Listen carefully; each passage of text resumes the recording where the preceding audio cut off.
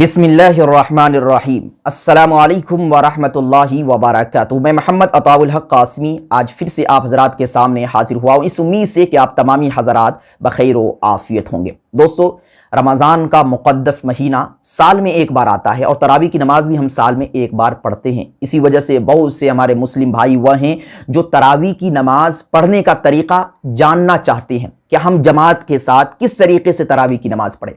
تو آج کی اس ویڈیو میں رہنمائی کرنے والا ہوں، آپ کو صحیح طریقے سے بتانے والا ہوں کہ آپ کس طریقے سے جماعت کے ساتھ تراویح کی نماز پڑھ سکتے ہیں۔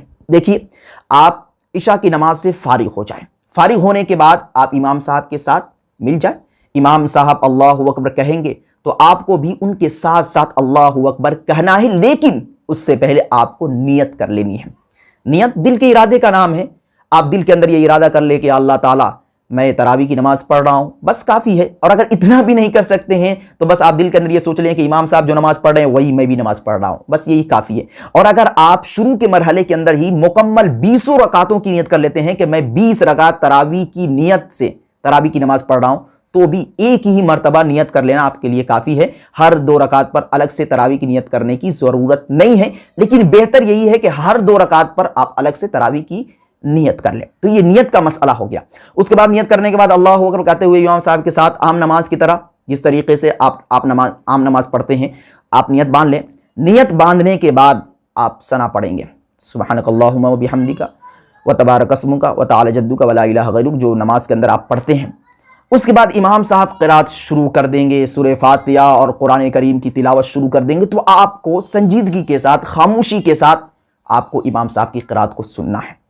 آپ کو کچھ بھی نہیں کرنا ہے، بالکل آسان ہے، آپ کو چپ چاپ خاموشی کے ساتھ سنتے رہنا ہے۔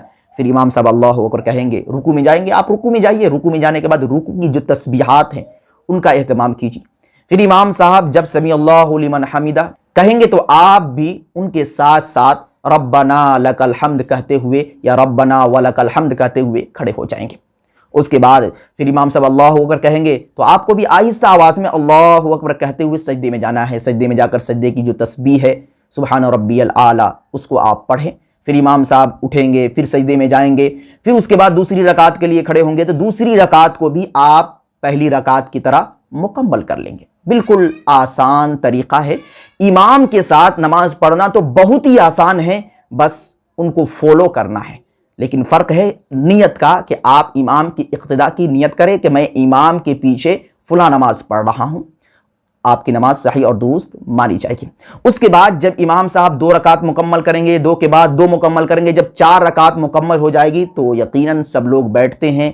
بعض مسجدوں کے اندر زور سے وہ دعا پڑھی جاتی ہے جو تراویح کی دعا ہے، سبحان ذی الملک والملکوت، سبحان ذی العزت والعظمت والہیبت والقدرت، یہ مکمل دعا ہے۔ اگر آپ کو یاد ہے تو آپ اس دعا کو پڑھ لیجئے، اور اگر یاد نہیں ہے تو آپ بیٹھے رہیے، بیٹھ کر ذکر و اذکار کیجئے۔ تیسرا کلمہ یاد ہے اس کو آپ پڑھ لیجئے۔ یہ دعا جو آج عوام کے درمیان مشہور ہے، یہ سنت نہیں ہے اور یہ حدیث سے ثابت نہیں ہے، بس آسانی کے لیے یہ دعا مشہور ہو چکی ہے۔ اس دعا کے اندر جامعیت ہے، اس دعا کو آپ پڑھ لیتے ہیں تو بہتر ہے، کوئی حرج نہیں، اور اس دعا کو چھوڑ دیتے ہیں تو بھی کوئی حرج نہیں۔